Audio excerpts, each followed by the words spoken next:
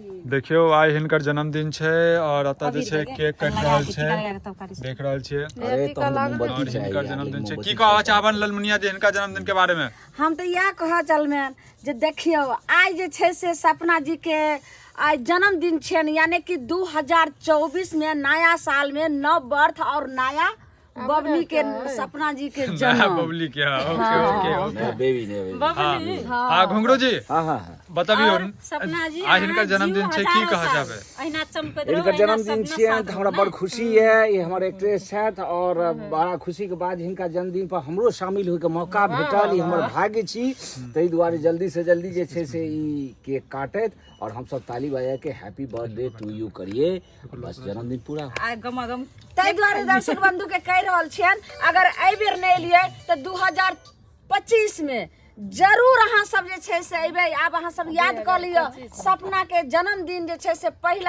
तारीख और 1 जे छै से नया साल के अहाँ के जन्मदिन होय।